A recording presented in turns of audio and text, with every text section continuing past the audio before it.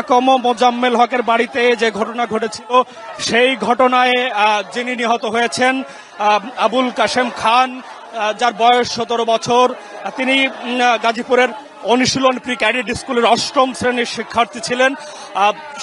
7 ফেব্রুয়ারি তিনি রাত 9:30টার দিকে মারাত্মকভাবে আহত হন। চিকিৎসকরা জানিয়েছেন যে তাকে প্রচণ্ডভাবে প্রহার করা হয়, সেখান থেকে মূলত তিনি মারাত্মকভাবে আহত হন। তারপরে তাকে ঢাকা মেডিকেল কলেজ হাসপাতালে ভর্তি করা হয়। গত 5 দিন যাবৎ তিনি সেখানে চিকিৎসাধীন ছিলেন। আজ বিকেল 3:30টার দিকে তিনি আইসিইউতে মারা যান। তারপরেই তার মরদেহ সন্ধ্যার পরে নিয়ে আসা হয় কেন্দ্রীয় শহীদ মিনারে।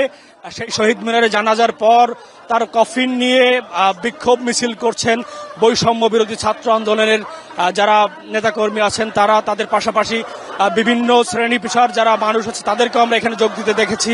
এর পাশাপাশি বিভিন্ন শিক্ষা প্রতিষ্ঠান থেকেও শিক্ষার্থীরা এই প্রতিবাদ মিছিলে যোগ দিয়েছেন। তারা দাবি জানাচ্ছেন যে তাদের যে ভাই শহীদ হয়েছেন সেই শহীদের